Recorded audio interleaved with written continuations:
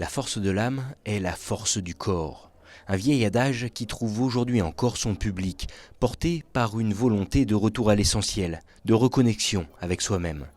À Chambéry ce week-end, ils étaient nombreux à venir en quête de réponses à l'occasion de la 2e édition du Forum des médecines de l'âme.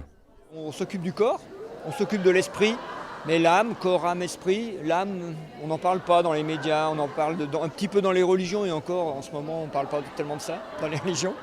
Et est-ce que ça serait l'âme qui serait malade? L'âme, c'est la partie spirituelle qui anime le corps. Est-ce que ça ne serait pas elle qui rendrait le corps et l'esprit malades?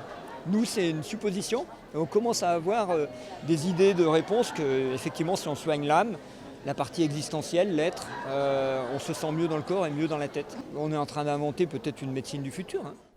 Guide holistique, aromathérapie, yoga du rire ou encore séjours de jeûne et randonnée sont donc entre autres quelques-unes des clés proposées sur le forum.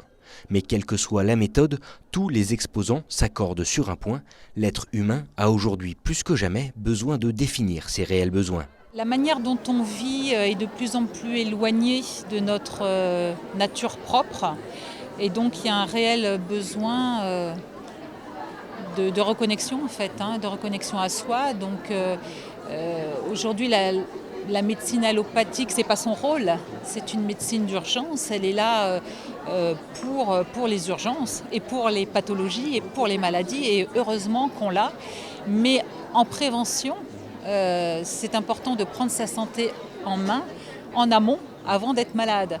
Et donc pour moi, toutes les approches alternatives, elles ont cette fonction-là. Bien loin d'une actualité épidémique, c'est donc avec des informations et un peu d'inspiration que le Forum des médecines de l'âme a réuni pas moins de 3000 personnes en 3 jours de manifestation.